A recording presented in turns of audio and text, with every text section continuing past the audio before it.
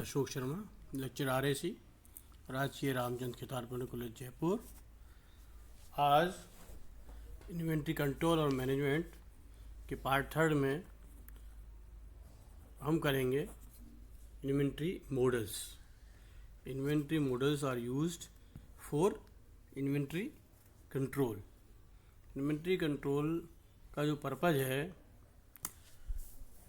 वो है to keep the stock of items at such a level that there is a balance between cost which increase or decrease with the size of inventory। Inventory control में हम एक level decide करते हैं कि inventory का level हमको क्या रखना है, एक मैक्सिमम लेवल इन्वेंट्री का क्या रहना चाहिए, जिसमें कि कोस्ट, कुछ कोस्ट हैं जो इन्वेंट्री बढ़ाने के साथ बढ़ती है, ये हम पहले पार्ट सेकंड में कर चुके हैं, और कुछ कोस्ट हैं जो इन्वेंट्री के साथ में कम होती है, उनको दोनों को हमको बैलेंस करना होता है। जैसे मैंने आपको पहले बताया पार्ट 2 में कि जैसे ही हम इन्वेंट्री की साइज बढ़ाएंगे तो स्टोरेज कोस्ट नेचुरली, जब ज़्यादा आपकी इन्वेंट्री रहेगी तो स्टोरेज कोस्ट बढ़ जाएगी, डिटोरेशन कोस्ट बढ़ जाएगी, ऑब्सोलेंस कोस्ट बढ़ जाएगी। ये सारी कोस्ट साइज बढ़ाने से, और डायरेक्ट कोस्ट बढ़ जाएगी।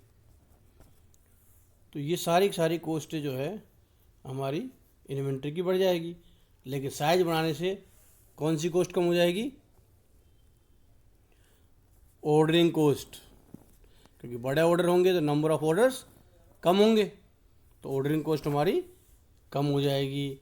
जब हमारे पास ज़्यादा इन्वेंट्री रहेगी तो कोस्ट ऑफ ओवर टाइम, जैसा कि ये कम इन्वेंट्री में चांसेस होते हैं कि हमारा फिनिश गुड्स पूरे हमारे नहीं बने और हमको एक्स्ट्रा टाइम देके और हमको बनवाना पड़े, तो कोस्ट ऑफ ओवर टाइम या फिर ले ऑफ का मैंने बताया आपको, कई बार शॉर्टेज हो जाता है मटेरियल का, काफ़ी टाइम हो जाता है तो वर्कर्स को निकालना पड़ जाता है।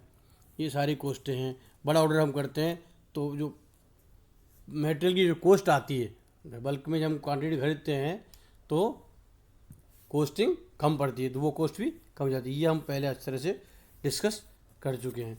तो हमारे इन्वेंट्री मॉडल का जो बेसिक पर्पज़ है वो इन दोनों कोस्टों को बैलेंस करना, इस तरह से करना कि दोनों की कोस्टिंग एक ऐसा अमाउंट डिसाइड करना है एक ऐसे समय जब जिसमें ऐसी जो इतनी ऑर्डर क्वांटिटी डिसाइड करना जिसमें कि हमारी टोटल जो मिनिमम कॉस्ट है वो कम आए। ये हमारा दूसरा इसमें होता है। एक तो हो गया कि order quantity, determination of the order quantity, और दूसरा व्हेन टू ऑर्डर, ऑर्डर कब करना होगा। जो हमारा जो मॉडल है इन्वेंट्री मॉडल के दो पर्पज़ हैं। एक तो बैलेंस, ये इन दोनों कॉस्टों को बैलेंस करना इस तरह से कि जहाँ पर हमारी टोटल जो कॉस्ट है वो मिनिमम हो। तो इसको हम कहेंगे हाउ मच टू ऑर्डर, कितना हमको ऑर्डर करना है, ऑर्डर क्वांटिटी हमको क्या करनी है, and then when to order, order करना कब है। ये दो चीज़ें हम इन्वेंट्री मॉडल के अंदर डिसाइड करते हैं। तो एक ऐसी क्वांटिटी जिस पर कि ये दोनों कोस्टें मिनिमम हो, सॉरी दोनों कोस्ट नहीं, टोटल कोस्ट, टोटल हमारा इंटरेस्ट किसमें, टोटल कोस्ट में, टोटल कोस्ट मिनिमम हो हमारी इन्वेंट्री की, तो उस ऑर्डर क्वांटिटी को हम बोलते हैं इकोनॉमिक ऑर्डर क्वांटिटी या इकोनॉमिक लोट साइज, ये बोलते हैं हम। तो सबसे पहले हमारा जो सिलेबस के अंदर भी है, इसमें इन्वेंट्री मॉडल कई तरह के हैं, लेकिन हमारे सिलेबस में केवल इकोनॉमिक ऑर्डर क्वांटिटी मॉडल दिया हुआ है। डिप्लोमा के सिलेबस में ये दिया हुआ है। तो EOQ और fix order quantity system is the technique of ordering material whenever stock reaches the reorder point when to order. इसमें ये डिसाइड करते हैं कि ऑर्डर हमको कब करना है। एक पर्टिकुलर टाइम पर ऑर्डर हम कर देते हैं, जो क्वांटिटी हमारी हमने डिसाइड की हुई EOQ इकोनॉमिक ऑर्डर क्वांटिटी जो हम निकाली है उसको कब ऑर्डर करना है, एक वो पॉइंट हम डिसाइड कर लेते हैं। Economic quantity deal when the cost of procurement and the handling of inventory are at optimum level and total cost is minimum. ये इस ग्राफ को आप इस तरह समझें, इसमें जो एक्स एक्सिस पे जो है ऑर्डर क्वांटिटी दी हुई है, वाई पे कोस्टिंग दी हुई है। इसमें हमने लिया है, पहला आप देखो ग्राफ ऑर्डरिंग कोस्ट, इस तरह समझना। ऑर्डरिंग जो कोस्ट ये है D S upon Q. D क्या है? डिमांड।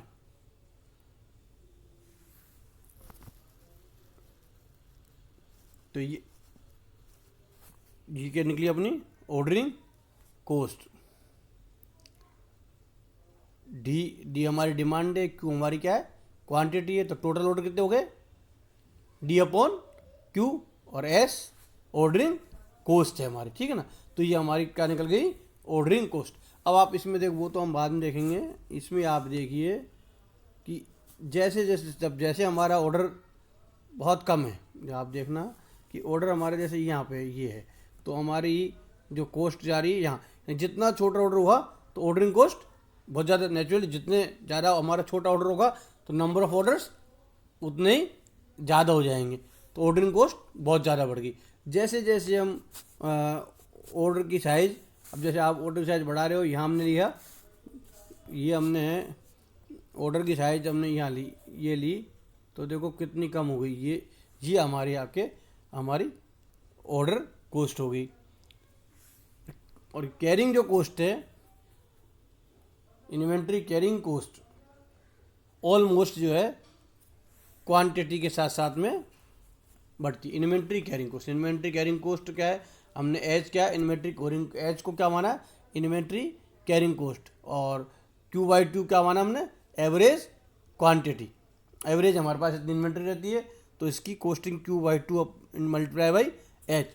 तो ये कैरिंग कोस्ट ऑलमोस्ट जो है लीनियर रहती है। जैसे जैसे हम ऑर्डर बढ़ाएंगे, जैसे जैसे हम बढ़ाएंगे, आप देखो ये बिल्कुल लीनियर जारी है। तो ये पूरा का पूरा स्ट्रेट लाइन है कैरिंग कोस्ट की। तो ये ऑर्डर की साइज जैसे जैसे बढ़ा रहे हैं बढ़ रही है, ठीक है। अब ये आप देखिए इस पॉइंट पर, this one is the point, ये हमारा पॉइंट है। ये इस पॉइंट पर हमारी ऑर्डरिंग कॉस्ट मिनिमम है, और ये जो कॉस्ट है ये इतनी है। टोटल कॉस्ट हमारी ये तो ऑर्डरिंग कॉस्ट हो गई, और इतनी ये हो गई। तो ये टोटल कॉस्ट आपकी हुई यहाँ पे, ये टोटल कॉस्ट हो गई। तो ये जो टोटल कॉस्ट है ये आपकी आई है मिनिमम। इकोनॉमिक ऑर्डर क्वांटिटी हमारी कितनी आ गई? ये दिस पॉइंट पर, ये जो क्वांटिटी ऑर्डर क्वांटिटी है, ये जो पॉइंट है हमारा दिस वन, ये वाला पॉइंट हमारा है, ये इकोनॉमिक ऑर्डर क्वांटिटी। इतनी क्वांटिटी हम जब करेंगे तो टोटल हमारी जो कॉस्ट है इन्वेंट्री की वो मिनिमम आएगी। Assumptions of EOQ. Demand for the product is constant. Lead time is constant. Lead time क्या होता है? This is the time gap between the placement of an order and the time of actual supply. Placement of order और actual supply, मतलब store में आ जाने तक की है। इंस्पेक्शन के बाद में स्टोर में जब जिसकी एंट्री हो जाने तक का टाइम है ये lead time. Price per unit is constant मानी हमने। Inventory carrying cost is based on the average inventory. Ordering cost are constant per order. प्रत्येक ऑर्डर के अंदर जितने ऑर्डर करेंगे उसमें ऑर्डरिंग कॉस्ट को हमने कांस्टेंट लेके और EOQ निकालिए। All demand for the product will be satisfy. और सारे डिमांड जो भी है वो हमने पूरी की है, कोई बैक ऑर्डर अलाउ नहीं है, शॉर्टेज अलाउ नहीं है। मतलब इसका मतलब क्या है? Shortage is not allowed. इस मॉडल में हमने लिए जो शॉर्टेज अलाउड नहीं, शॉर्टेज को हमने नहीं लिए। वीकनेस क्या है ईओ की फॉर्मूले की, इरेक्ट यूजेज, जो हमने कहा डिमांड कॉन्स्टेंट लिए, जनरल डिमांड कॉन्स्टेंट होती नहीं है, और faulty basic information, costly calculation, no formula substitute common sense,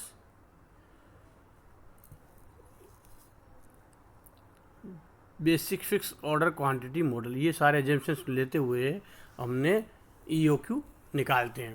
तो ईओक्यू टोटल एनुअल कॉस्ट क्या होगी, purchase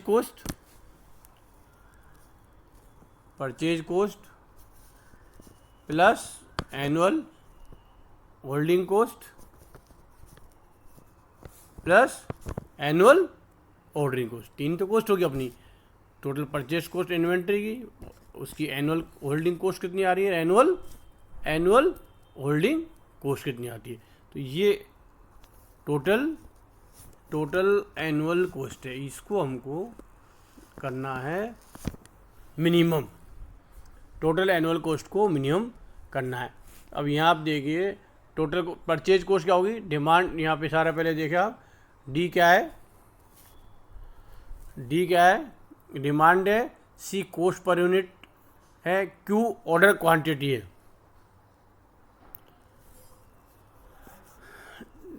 D demand, C cost per unit, Q order quantity, S cost of placing order है। तो अपनी एनुअल परचेज कॉस्ट क्या हो जाएगी, demand multiply by unit cost, तो डीसी एनुअल होल्डिंग कॉस्ट, क्या हो जाएगी, इन्वेंट्री हमारा क्या ले रहे हैं, ऑर्डरिंग क्वांटिटी क्या ले रहे हैं, क्यू, तो एवरेज इन्वेंट्री क्या होगी, क्यू बाई 2, और एच क्या है, होल्डिंग कॉस्ट पर यूनिट है, एनुअल होल्डिंग और स्टोरेज कॉस्ट।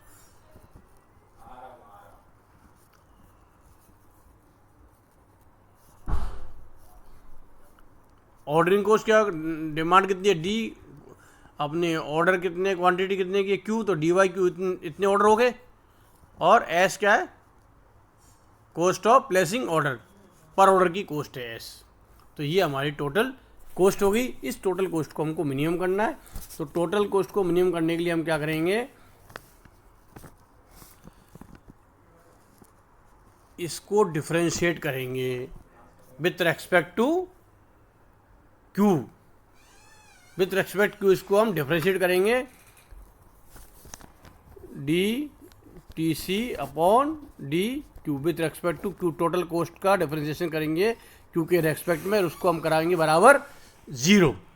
तो डी सी का क्या हो जाएगा, 0 हो जाएगा, plus Q by 2 H, Q into H by 2, इसका क्या हो जाएगा डिफरेंशिएशन, क्यू बाई 2, और इसका हो जाएगा minus D upon Q square S.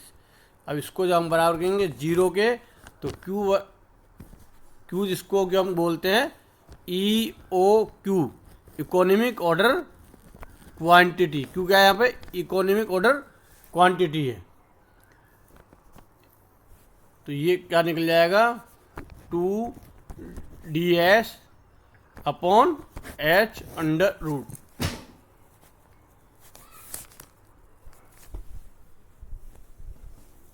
यहाँ ये अपना फॉर्मूला निकल जाएगा, economic order quantity 2 D S. आपको उसको इस तरह से याद रखना है, 2 multiplied by demand, annual demand, 2 multiply by annual demand multiply by ordering cost upon annual holding और स्टोरेज कॉस्ट,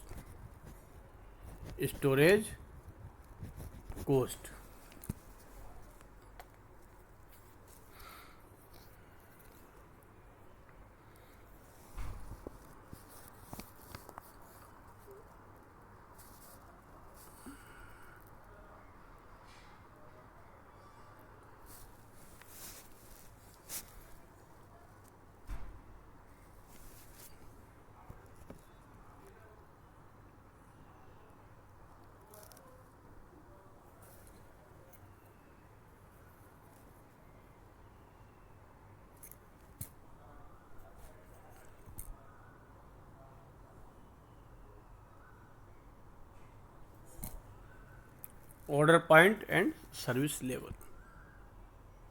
इंपॉर्टेंट टर्म इसके अंदर हमारे है मिनिमम लेवल।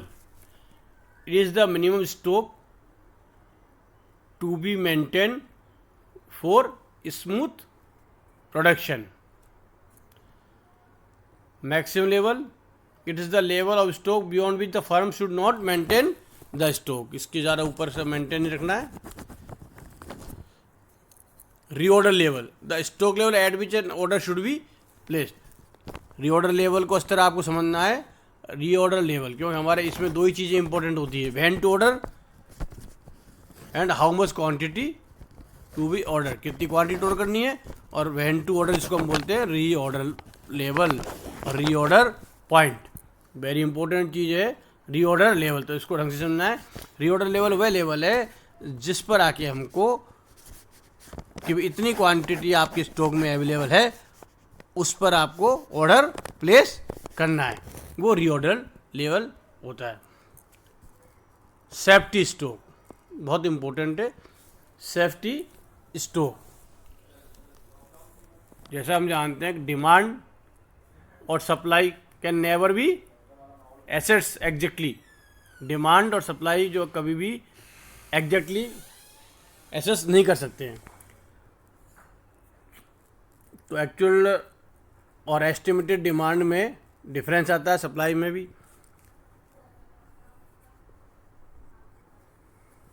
तो organisation with the policy of safeguarding their interest against these uncertainty, demand और supply का जो exact estimate नहीं होता है, इनमें वेरिएशन होता है, और ये वेरिएशन की वजह से कोई नुकसान नहीं हो, लॉसेज नहीं हो, इसके लिए इसको सेफगार्ड करते हुए, इसको सेफगार्ड करने के लिए, इससे नुकसान से बचाने के लिए, इससे कोई नुकसान नहीं हो, एक मिनिमम लेवल इन्वेंट्री का रखते हैं to cover some unforeseen situation is known as buffer stock और सेफ्टी स्टॉक। डिमांड सप्लाई के गैप में जो अनसर्टेनिटी रहती है, उसको कवर करने के लिए एक मिनिमम लेवल हर ऑर्गेनाइजेशन अपना रखती है, उसको हम बोलते हैं सेफ्टी स्टॉक और buffer stock. Reserve stock, excess usage requirement during normal lead time. ये रिजर्व स्टॉक कई बार एक्स्ट्रा प्रिकॉशन लेते हुए सेफ्टी स्टॉक के बाद में भी एक स्टॉक कुछ फर्म लेके चलती है, शॉर्टेज की वजह से लॉसेज बहुत ज़्यादा हों, और जहाँ पे हम कह सकते हैं कि शॉर्टेज आर नॉट अलाउड। आपको बैक ऑर्डर नहीं करना है, ऑर्डर को हर हालत में टाइमली कंप्लीशन करना है। किसी भी स्थिति में यदि आपकी शॉर्टेज कॉस्ट बहुत ज़्यादा हो रही है, तो ऐसी स्थिति में कुछ ऑर्गेनाइजेशन और फर्म वहाँ पे जहाँ पे शॉर्टेज कॉस्ट बहुत ज़्यादा है, वहाँ रिजर्व स्टॉक भी in excess to safety stock और बफर स्टॉक, इसके अलावा भी एक रिजर्व स्टॉक रखा जाता है।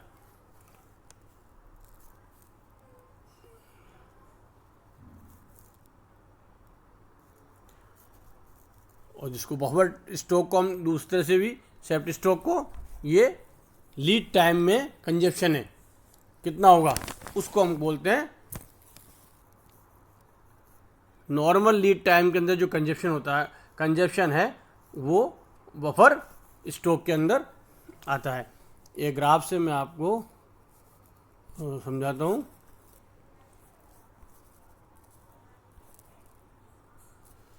ये देखिए आप, नीचे टाइम है और बाई एक्सिस पे इन्वेंट्री लेवल है।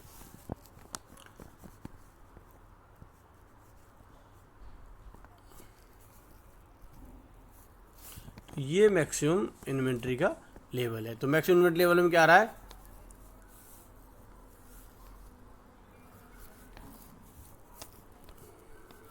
ये यहाँ से लेके ये, तो आपका ये चीज़, ये देखो यहाँ पे मिलाओ, ये मैक्सिमम ऑर्डर है, तो ये ये तो आपकी इकोनॉमिक ऑर्डर क्वांटिटी है, इतनी तो ऑर्डर हमने क्वार्टर दी। ये आपका पॉइंट हमने लिया है रीऑर्डर लेवल, ये है रीऑर्डर लेवल, ये रीऑर्डर लेवल है। यहाँ पे हमने रीऑर्डर किया, ये टाइम है, यहाँ पे हमको ये रिसीव हो गया इस पॉइंट पर। तो ये जो टाइम है ये है lead time. Normal consumption rate जो हम एज्यूम करते हैं उससे जो है ये पूरी कंजप्शन लाइन है, हमारी खपत किस तरह से हो रही है, ये पूरी जो लाइन दिखाई है ये यहाँ से लेके और ये जो लाइन है ये हमारा कंजप्शन किस तरह से हो रहा है। तो यहाँ हमने इस पॉइंट पर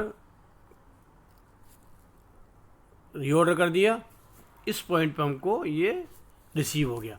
तो यहाँ पर हमारी क्वांटिटी कितनी रही, ये बफर स्टॉक के बराबर, ये जो हमारा लेवल है यहाँ ये बफर स्टॉक है, दिस वन इज लेवल। इतनी क्वांटिटी जो है ये बफर स्टॉक की क्वांटिटी है। ये इतनी क्वांटिटी पे जैसे ही नहीं, यहाँ पे जिस इस लेवल पे जितनी क्वांटिटी यहाँ हम ऑर्डर कर देंगे और यहाँ हमको रिसीव हो जाएगा। तो ये जो बफर स्टॉक का हम रखते क्यों हैं, ये बफर स्टॉक हम रखते हैं कि जो जिसको हम बोलते हैं लीड टाइम डिमांड, ये लीड टाइम है ऑर्डर प्लेस करने से लेके और एक्चुअल स्टोर में रिसीव होने तक। तो ये लीड टाइम जो हमने ये लीड टाइम लिया है, इस समय में मान लो माल आता नहीं है, to cover the uncertainty of the lead time period. Lead time मान लो हमने लगाया 10 दिन का, हो गया 15 दिन, किसी कारण से लीड टाइम बढ़ गया, या फिर जो हमारा जो कंजप्शन है, डिमांड है, डिमांड हमारी बढ़ गई। तो उस स्थिति में क्या होगा, यदि लीड हमारे पास बफर स्टॉक नहीं होगा तो बैक ऑर्डर होंगे, शॉर्टेज हो जाएगी। तो उसको कवर करने के लिए हम बफर स्टॉक या सेफ्टी स्टॉक कोई भी ऑर्गेनाइजेशन रखती है। तो मैक्सिमम लेवल ऑफ इन्वेंट्री यदि आपसे कोई पूछता है कि भाई मैक्सिमम लेवल ऑफ इन्वेंट्री क्या है, तो ये हो जाएगा आपका बफर स्टॉक, ये इतना हमारा बफर स्टॉक है, plus EOQ, economic order quantity. Economic order quantity हमने क्या लिए, तो वो ये maximum level of the inventory हो जाएगा। और लीड टाइम क्या आपका, कंजप्शन रेट क्या आपकी, डिवाइड मल्टीप्लाई बाई टाइम, कितने दिन का है, ये तो आपकी यहाँ पे इतनी डिमांड हो जाएगी, यहाँ से लेके यहाँ तक, ये पूरा कंजप्शन है, ये लीड टाइम का कंजप्शन है।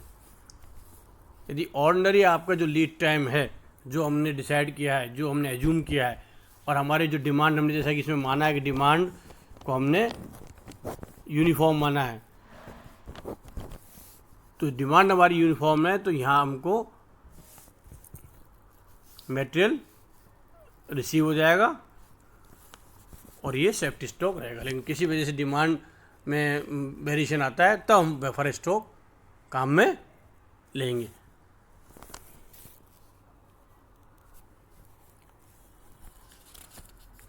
तो ये हमारा है economic order quantity model. Thank you.